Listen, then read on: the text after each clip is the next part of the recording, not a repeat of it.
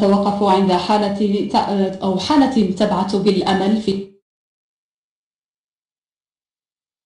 دبداء الحاجة ليلى الشعيبي 64 عاما تجاوزت ورما لمفاويا يستهدف مناعة الجسم. رحلة الشفاء دامت عاما ونصف، تنقلت بينها الحاجة ليلى بين مدينتي الصويرة حيث تقطن والدار البيضاء حيث كانت تتلقى العلاج. روبورتاج مروان كباسة والتحرير للحسين أوسيك. قصة تعافي الحاجة ليلى الشعيبي من مرض السرطان تحكيها ساكنة مدينة الصويرة كتجربة شخصية لمواجهة المرض بصبر وتفاؤل. فهذه السيدة عاشت رحلة ألم انتهت بعد سنة ونصف بشفائها الكامل.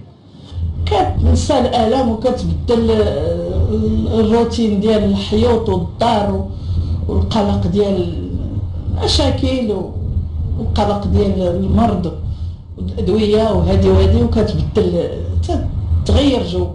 السيدة ليلى الشعيبي من مواليد 48,900 والف اكتشفت سنة 2012 أنها مصابة بداء سرطان الأورام اللمفاوية أو ما يسمى بمرض هودجكين الذي ينشأ في الجهاز المناعي للجسم. الناس بحال هكا باش تكون عندهم تكون عندهم الثقة ويكون عندهم الاستغفار، لأن ماشي كاع السرطانات، يعني السرطان ما تعنيش الموت. يعني الانسان السرطان الانسان تيقدر يتشافى، ولذا ننصح والناس دائما يديروا تشخيص مبكر. المرض قاصح شويه ومع الادويه كانت هي قاصحه، انما اللهم لك الحمد اليقين بالله تبارك وتعالى. يقين رافقته جهود طبيه واخرى اسريه للرفع من معنويات الحاجه ليلى حتى تجاوزت محنتها مع المرض.